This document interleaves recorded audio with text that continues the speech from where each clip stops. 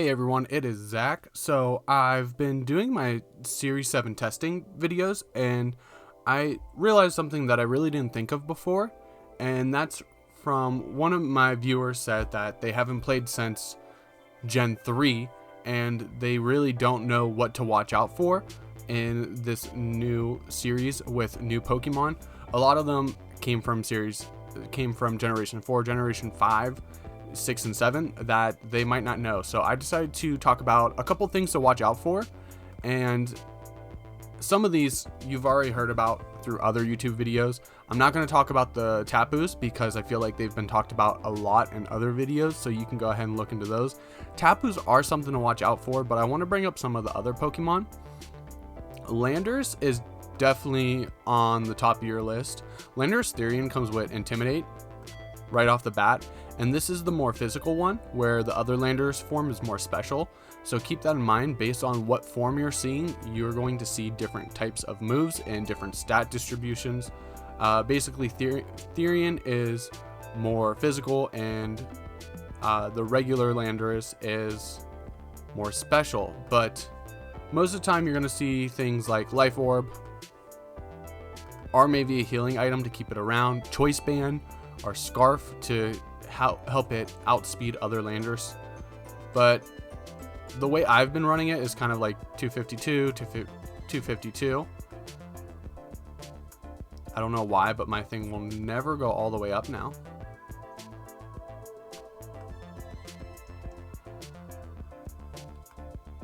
There we go.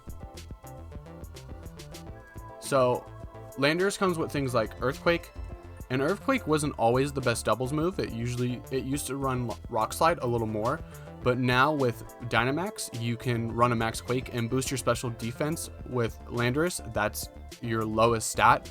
So being able to boost your special defense is really good.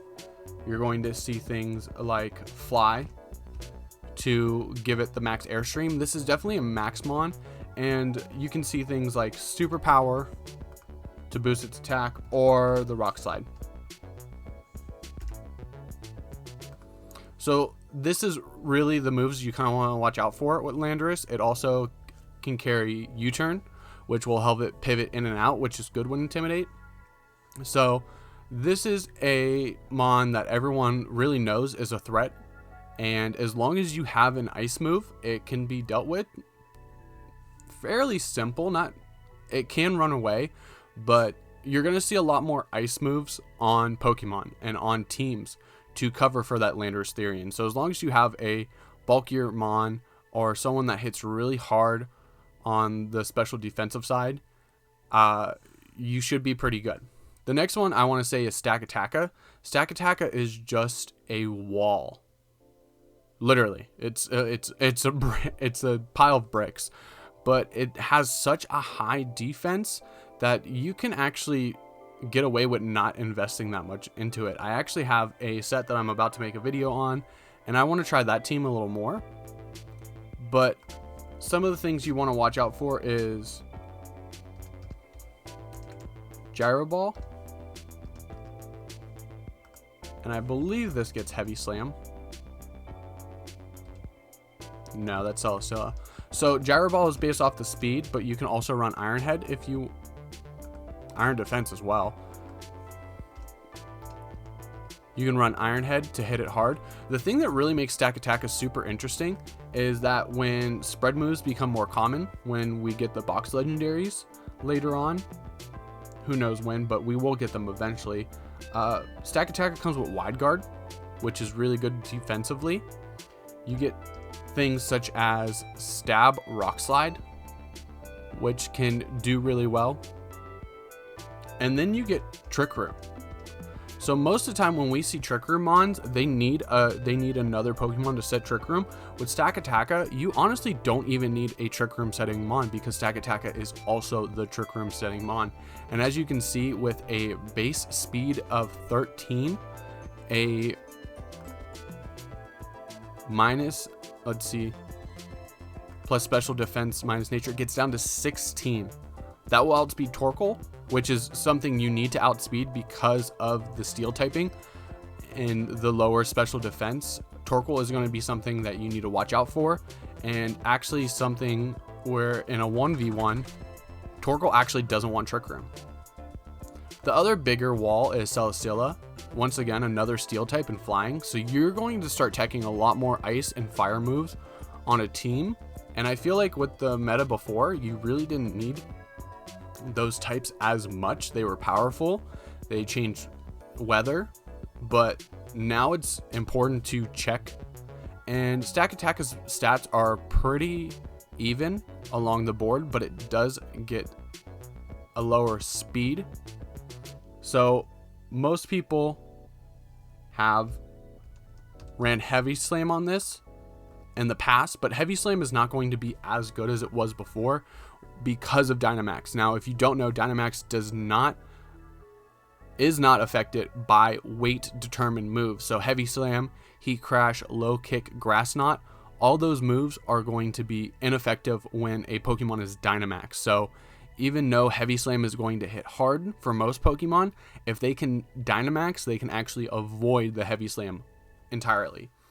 So the next steel move you really want to run is just Iron Head. And the thing about Cresselia is that it gets Leech Seed. And I'm always spelling Leech Seed wrong. It gets Leech Seed. And I believe, and Seed Bomb is another big move. So Seed Bomb is one of those heavy hitting grass moves. Do you get Power Whip?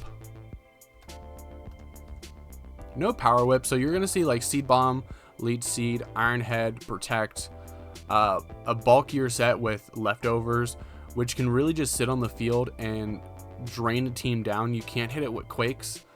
Basically, Fire is one of the best ways you can hit it, and Fighting is going to be resistant because of that Flying type.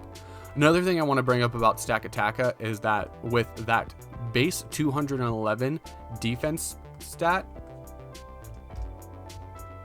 it gets Body Press in this generation. So that's going to be something you really want to watch out for. Metagross is a scary mon that I feel like when I played it in my past video, I was not giving it justice. And I've definitely seen a lot of teams that did give it justice. So Metagross is a weakness policy holder, which I think Moxie Boost It said it the best, where Metagross is kind of going to sit in the place of a Tyranitar. And I think what I took from that is that with Tyranitar, you really don't need something to self-prop the weakness policy all the time. I want to say with Metagross, it's more of a good idea to have that on your team to be able to self-proc that weakness policy, whether it's something like a Bulldoze, which is really good, because if you Bulldoze next to Metagross, you're going to not lose that speed. So it lowers the opponent's speed, and then you are going to be unaffected by it, but it's still going to activate your weakness policy. So there is Meteor Mash, which is a base 90 power that has a chance to boost your attack. You get things like Zen Headbutt to take advantage of its psychic type attack. And the one thing that I would probably run on it now is Ice Punch. So these three moves are pretty good, but as you can see, Brick Break, Earthquake, Explosion, Hammer Arm, it gets some different punches as well. This is going to be a Pokemon that can run a good amount of stuff. And honestly, it wouldn't be that hard to believe some people trying to run it special as well. It does have a good special move pool. So you want to look out for Metagross and just realize that if it's on a team, it might as well be that weakness policy holder. Next up is Zapdos. I always say Zapdos back from when I played as a kid, and it's just a habit that's built into me. I always add that in between the two syllables, but it's Zapdos. So Zapdos is one of those like bulkier mons that can sit and take a lot of hits because it has a good typing and electric and flying. We'll have to see whether the Galarian Zapdos replaces it or not, but with the hidden ability patch, your Zapdos can have static, which hitting it and getting paralyzed is going to be annoying, and it's a lot better with pressure. So one thing we can see is Tailwind. Zapdos is a good Tailwind setter. And then you're also going to have access, you should have access to things like Rising Voltage. But Heat Wave is another move that a lot of Zapdos carry. As I said before, you're going to need a good spread of fire attacks. So against the Stack Attackers, the Celesteelers, the Metagross, you're going to need a Heat Wave to hit those Pokemon hard without having to switch out. You do get Defog, which would be good for the mons that have that boost. And then you're going to see things like Thunderbolt, Thunder on it if you're running it on a rain team. And also if you're running it on a rain team, it does now get Hurricane, which is, I believe, a base 110 move, which is now Zapdos' strongest flying type move. Which you need a good flying type move with Zapdos because you need that stab. But these are some moves you want to watch out for when you see Zapdos. You're probably going to see maybe like max speed. And you don't even need max speed. But you're going to see a lot of investment in the bulk rather than just a 252, 252.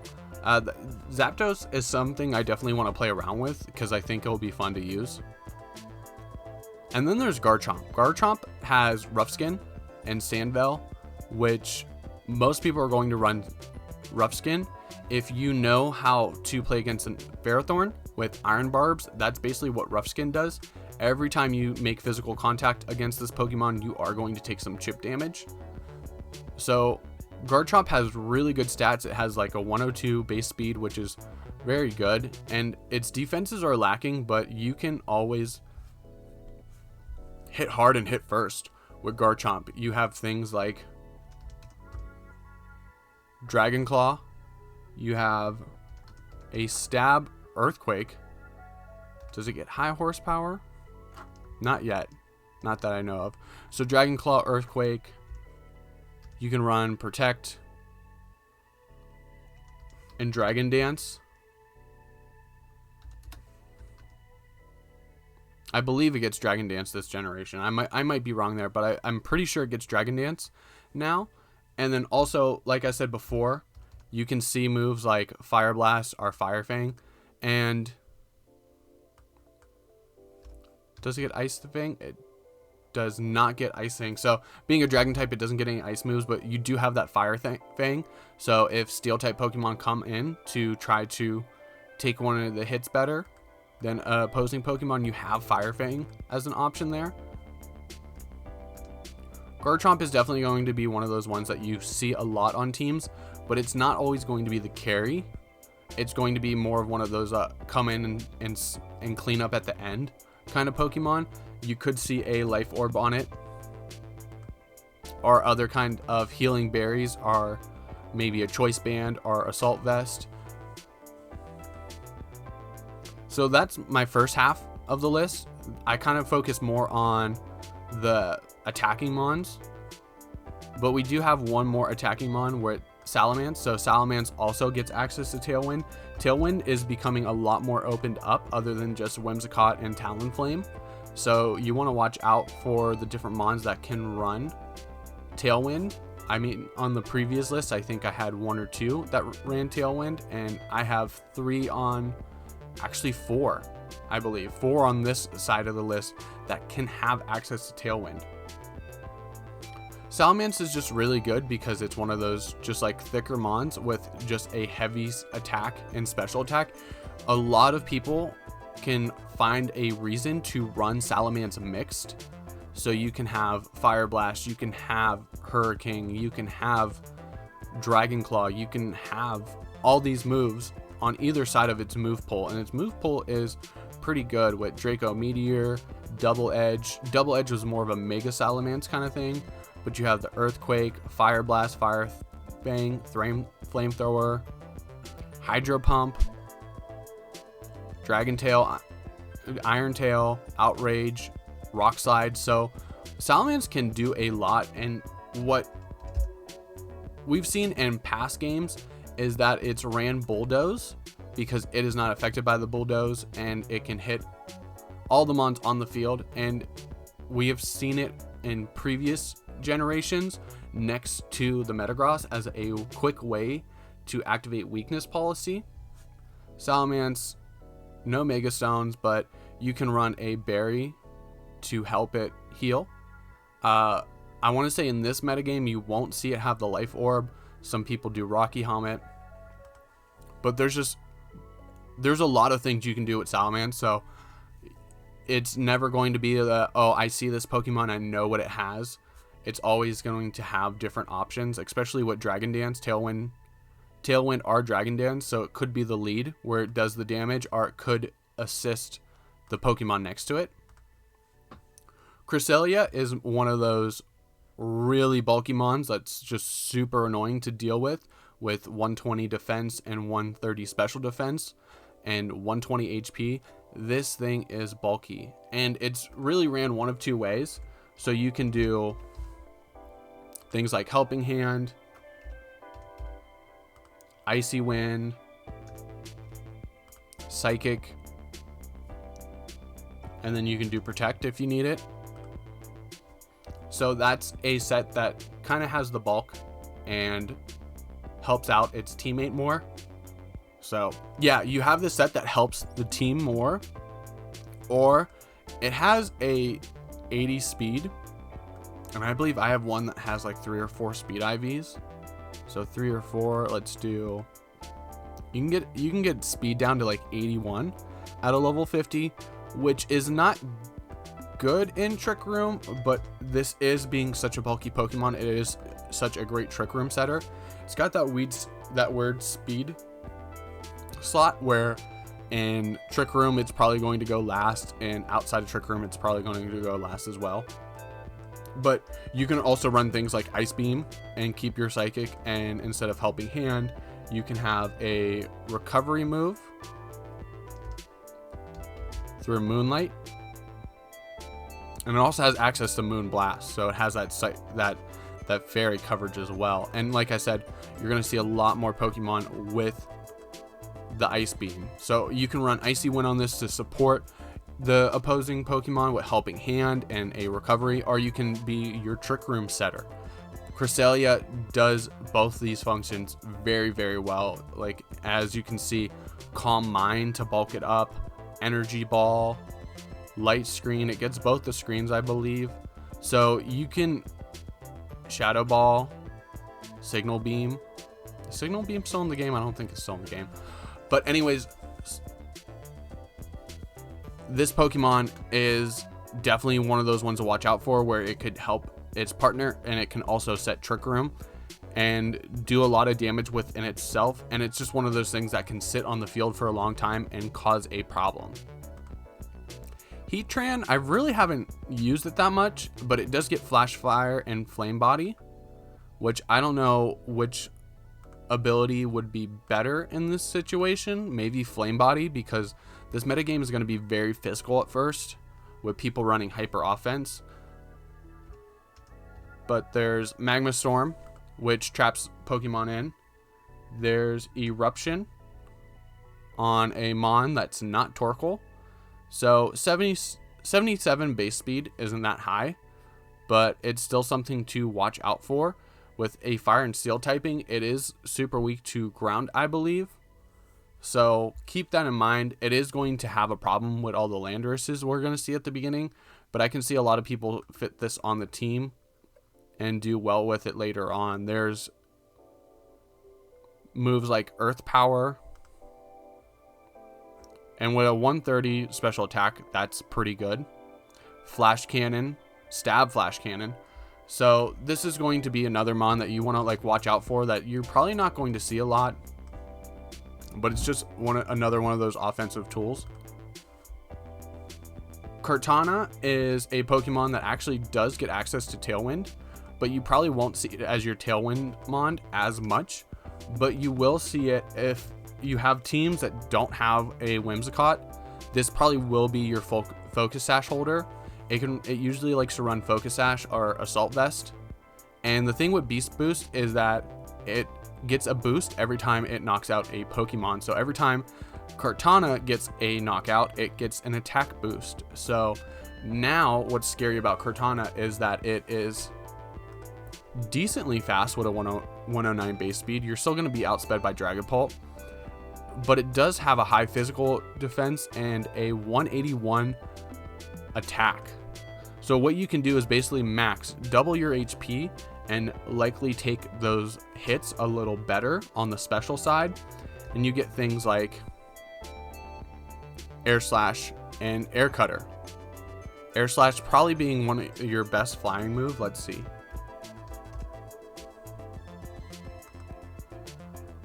Yeah, Air Slash is going to be your best one. Some people might go Aerial Ace just not to miss, but if you're maxing Cortana, you really don't need to worry about missing.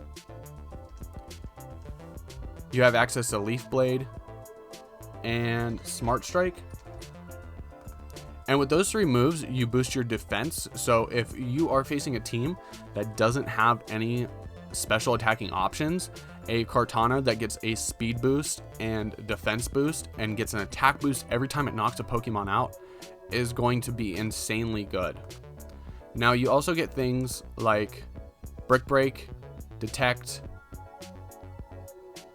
Knock Off, Psycho Cut, Sacred Sword. Sacred Sword is one of the ones I really like. So this is definitely one of those mons that has access to a lot of good moves, and when it hits hard. So you want to watch out for that, especially if the opposing team has a Tailwind up already.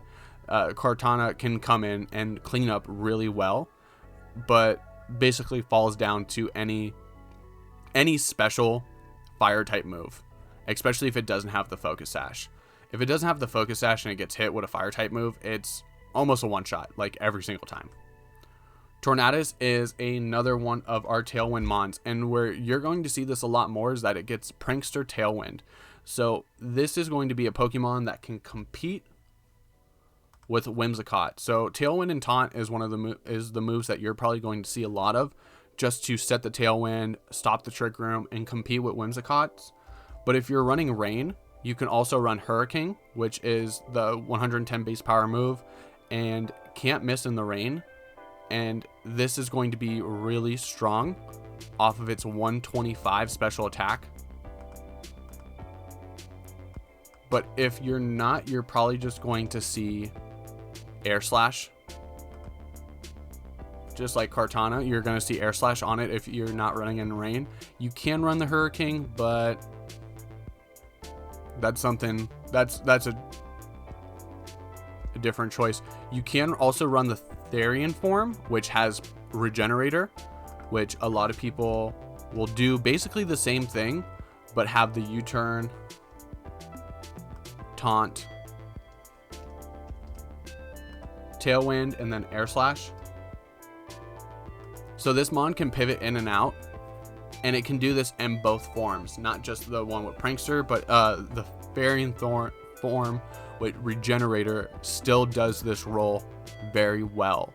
You lose some special attack, but you gain more speed to kind of make up for the fact that you don't have Prankster.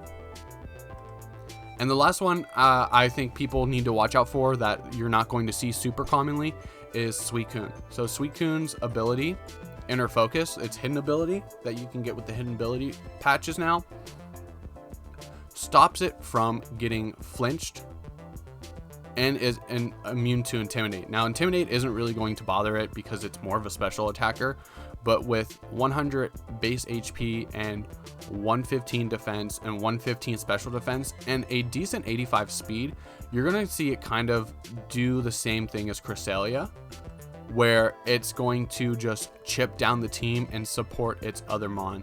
So you can see things like a Berry or maybe Leftovers on it, with Calm Mind to just keep bulking up that special and physical that special attack and special defense, and then things like Scald to burn those physical attackers and Icy Wind to slow them down and deal with those Landorus that you're going to see.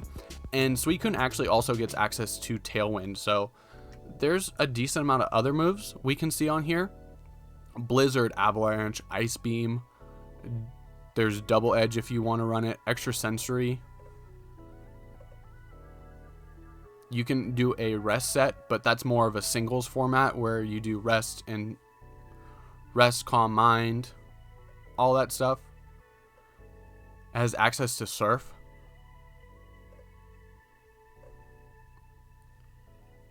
And then there's more moves. You can use this as bulldoze. So you could do bulldoze, icy wind, tailwind, and scald, and use it as your mon that props Metagross's weakness policy. That's actually a really good idea. But anyways, this is the set of mons that I think people should watch out for. Some of them are being really talked about. Some of them, like Suicune, are not. So I hope this helped out some people that haven't played competitive Pokemon in a while and are just recently jumping back into it. So I hope you guys enjoyed this video. If you made it this far, do not forget to like and subscribe. Crown Tundra comes out today. It's probably already out, but I will not play it till later today. So expect more content from me coming this weekend, and I hope you guys enjoy it all. Anyways, I'm Zach, and I'll see you later.